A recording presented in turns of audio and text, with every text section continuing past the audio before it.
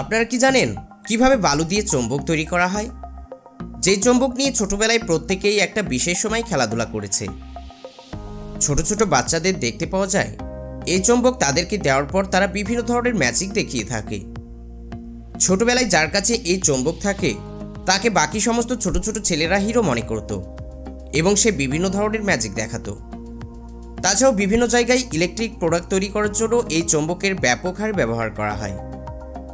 সেই কারণে আজকের ভিডিওতে জানানো হবে কিভাবে ফ্যাক্টরিতে এই চৌম্বক তৈরি করা হয়। আসলে আমরা অনেকেই জানি না এই চৌম্বক কি দিয়ে তৈরি করা হয়।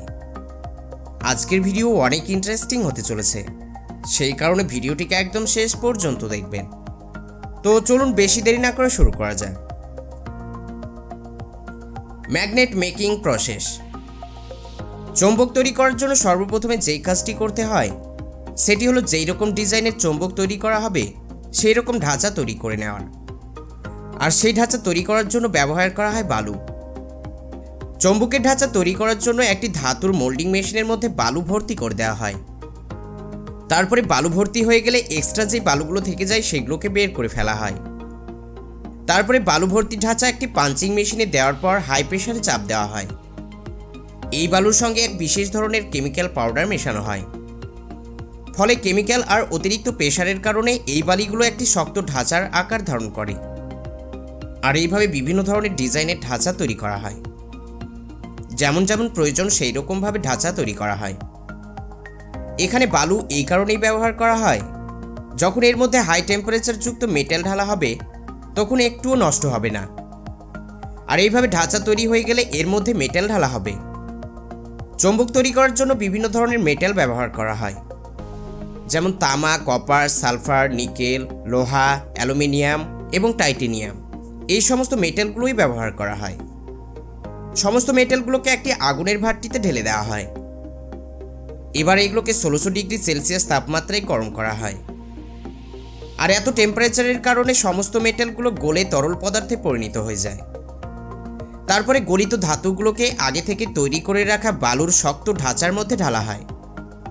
যেহেতু ধাতু নরম হয়ে গিয়েছে সেই কারণে ঢাঁচার মধ্যে চৌম্বকের খাঁচা পর্যন্ত পৌঁছে যায় এবং চৌম্বকের খাঁচায় পৌঁছানো মাত্রই চৌম্বকের আকার ধারণ করে নেয়। তারপরে খাঁচাগুলোকে টেম্পারেচার কম করার জন্য অন্য জায়গায় নিয়ে যাওয়া হয়। তারপরে ঢাঁচাগুলোকে এইভাবে বড় বড় হাতুড়ির সাহায্যে ভেঙে ফেলা হয়। তারপরে কিছু ওয়ার্কার হাতের সাহায্যে কাঁচা চৌম্বকগুলোকে আলাদা করে নেয়। এখনো পর্যন্ত এই চৌম্বকে কোনো রকম ম্যাগনেটিক ফিল্ড নেই, মানে এই চৌম্বক কোনো রকম মেটাল তার দিকে আকৃষ্ট করতে পারবে না। তাহলে এর মধ্যে এমন কি জিনিস দেওয়া হয় যার কারণে চৌম্বকে রূপান্তরিত হয়ে যায়?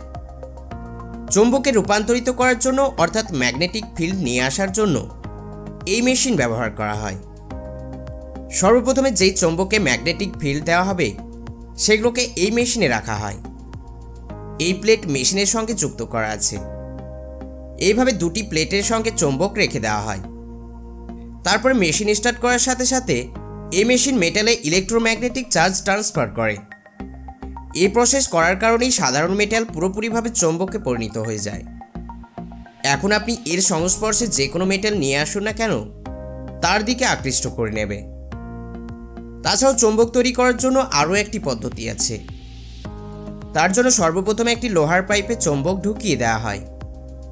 তারপর চারিদিকে বালু ভর্তি করে টাইট করে দেওয়া হয় এবং দুই সাইড থেকে সিমেন্ট দিয়ে ভালোভাবে সিল করে দেওয়া হয়, যেন ম্যাগনেট পাইপের মধ্যেখানে থাকতে পারে এবং যেন কোনো রকম নড়াচড়া না করতে পারে।